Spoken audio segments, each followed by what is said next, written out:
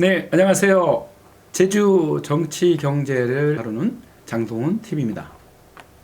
여러분, 이 제주 지역에 전 재산 날리는 일이 벌어졌습니다. 혹시 지역주택조합 아시나요? 지역주택조합이 한 가정을 파산에 이르게 하고 한 가정의 극단적 선택을 하게끔 만드는 문제가 여러분 주위에 있습니다. 지금 몇백 명이 피해를 받고 있는데 그 주민들은 부끄러워서 말하지 못하고 있습니다. 오늘 이 방송을 듣고 그런 문제가 일어나지 않았으면 하는 바람으로 이 방송을 하는 것입니다. 제주도는 13군데가 이런 사업을 하거든요. 물론 한 곳에 100명 이상이 피해를 보는 사례가 있습니다. 전국적으로 이 사업의 지역주택 사업은 90% 이상이 실패를 합니다. 또 한 사람이 피해 금액이 최소한 몇 천만 원에서 몇 억까지 됩니다. 몇 백만 원은 없다는 얘기죠. 소위 말하면 서민들의 모든 재산이 잘못 조합원 모집에 가입함으로써 전 재산 날리게 되는 상당히 안타까운 일이 생기고 있습니다. 여러분, 그러면 지역주택조합이 뭘까요? 왜 지역주택조합에 가입할까요? 이 업체들은, 이 사기치는 업체들은 이런 겁니다. 처음에 대기업 브랜드 아파트를 반값에 분양해 주겠다. 그럼 누구가 그 상품을 사지 않으시겠습니까? 근데 왜 사람은 장미꽃 위에 가시가 있는 걸 모를까요?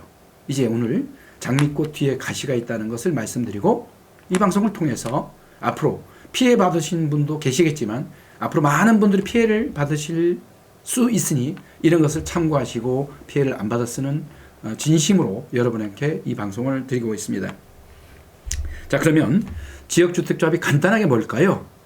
지역주택조합은 그 지역주민끼리 합쳐서 모두가 동의해서 땅을 사고 집을 지어서 원가로 받겠다는 겁니다.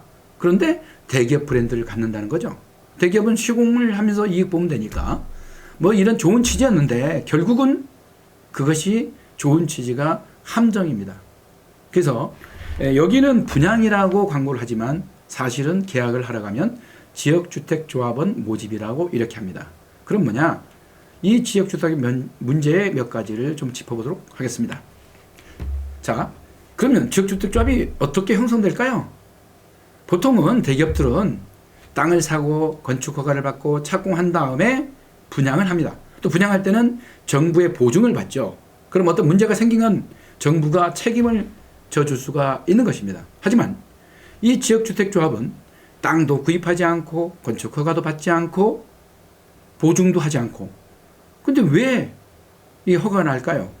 이거는 허가가 아니라 지역주택조합원 모집이라는 용어의 선택입니다. 자, 그런 문제 때문에 많은 분들이 현혹되고 있는데요. 자, 그러면 토지 구입은 왜 어떻게 할까요? 이 조합원 모집할 때 토지 구입 자체 비용까지도 조합원한테 물리겠다는 겁니다. 그러면 하다가 안 되면 같이 망하는 겁니다. 그런데요, 재미있게 이걸 시작하는 업체는 망하지 않습니다. 사업이 잘 돼도 망하지 않고 사업이 망해도 망하지 않습니다. 왜 그러냐면 모든 비용을 조합원한테 사전에 먼저 받는 것입니다. 모든 비용 그 비용으로 씁니다. 조합원의 비용 여러 가지 비용들을 모두가 쓰기 때문에 심지어 예인데요. 모델하우스나 광고비를 업시켜서 더 금액을 올려서 자기네가 뒤에서 빼돌려서 구속되고 횡령 배임 사기로 이런 문제가 많이 발생하고 있습니다. 그렇기 때문에 토지 구입은 참으로 아이러니합니다. 15%까지만 구입하면 이 조합원 모집이 승인이 나기 때문에 그 85% 구입하는 데까지 많은 문제가 발생돼서 90% 이상이 사업이 안 되는 게 현재 상황입니다.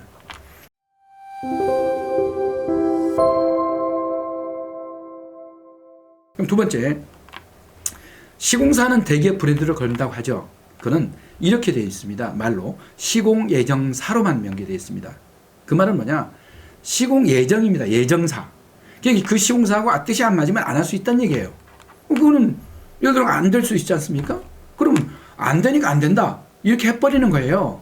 그러면 나중엔 울며 겨자 먹기로 뭐 중소기업도 하자. 뭐 할 수 없어요. 돈이 이만큼 들어가 있으니 조합원들은 어쩔 수 없이 거기에 끌려다닐 수밖에 없습니다. 그리고 이 사업은 최소한 5년에서 10년 아니면 장기적 영원히 미제로 남아있는 사건들이 90% 이상이 진행되고 있는 게 현실입니다. 그러면 당초에 분양받을 때의 내용과 완전히 다르죠. 그렇기 때문에 상당한 경제적 타격이 오는 것입니다. 네 번째는요. 여기는 사후정산제라는 게 있습니다. 사후정산제는 뭐냐면 모든 공사가 끝나고 그 들어가는 비용을 모든 조합원이 분배해서 내는 제도입니다. 그럼 뭐냐? 처음에 반값 아파트인데 시간이 오래되면 실제 본래의 아파트, 대기업 아파트보다는 더 2배, 3배 물어지는 그런 경우도 있습니다. 왜? 사후정산제니까요. 모두가 주인이라는 거죠.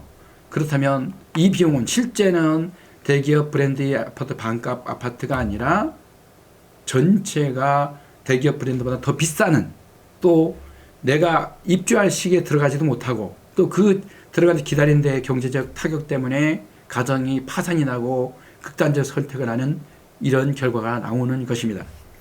그러면 이걸 어떻게 하면 알 수 있을까요? 여러분, 이게 전문적인 부분이기 때문에 사실은 일반적으로 알 수 있는 부분이 참 어렵습니다. 제가 피해 사례 하나 봤는데요. 저에 가까운 사람이 있었습니다.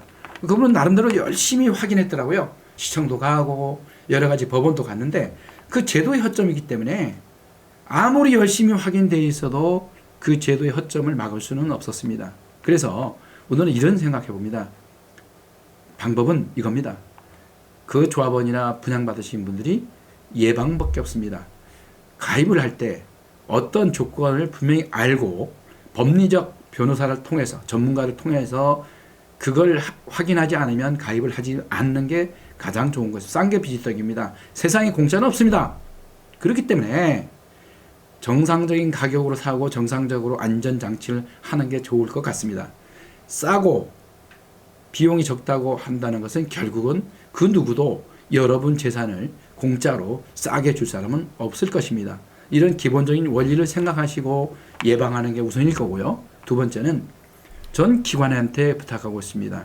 제주도나 제주시가 이런 문제점을 다 알고 있습니다.